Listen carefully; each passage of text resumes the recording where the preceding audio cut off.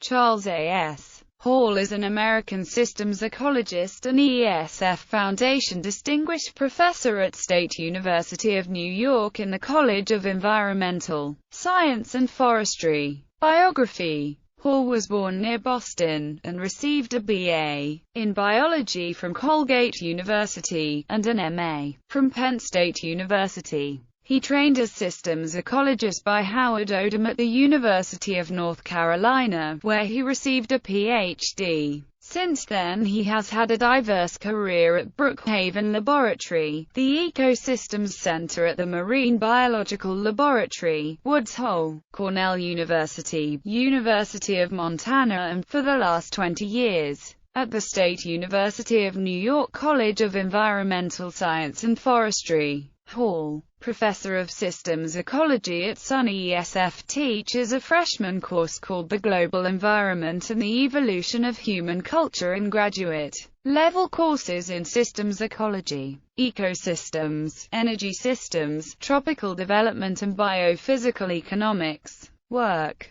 Hall's research interests are in the field of systems ecology with strong interests in biophysical economics, and the relation of energy to society. His work has involved streams, estuaries and tropical forests, but focused increasingly on human-dominated ecosystems in the US and Latin America. His research reflects his interest in understanding and developing analyses and computer simulation models of the complex systems of nature and humans and their interactions. Hall's focus has been on energy as it relates to economics and environment. His focus is studying material and energy flows referred to as industrial ecology, and applying this perspective to attempting to understand human economies from a biophysical rather than just social perspective. Systems ecology. Hall and other biophysical economic thinkers are trained in ecology and evolutionary biology, fields that break down the natural world as done also by physicists. These views hold the global economy in a different perspective that mainstream economists do not share. Central to Hall's argument is an understanding that the survival of all living creatures is limited by the concept of energy return on investment.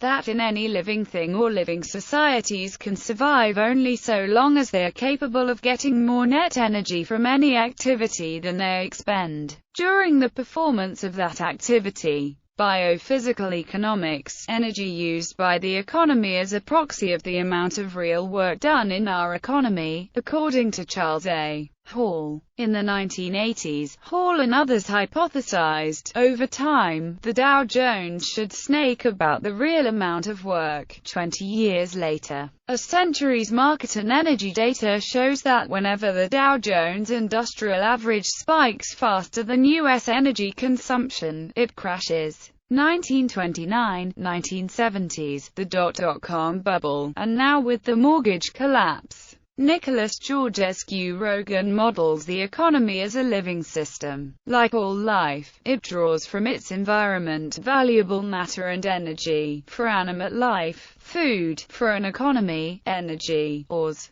the raw materials provided by plants and animals. And like all life, an economy emits a high-entropy wake. It spews degraded matter and energy, that is, waste heat, waste gases, toxic byproducts, the molecules of iron lost to rust and abrasion. Low-entropy emissions include trash and pollution in all their forms. Matter taken up into the economy can be recycled, using energy, but energy, used once, is forever unavailable to us at that level again. The law of entropy commands a one-way flow downward from more to less useful forms. Thus, Georgescu Rogan, paraphrasing the economist Alfred Marshall, said,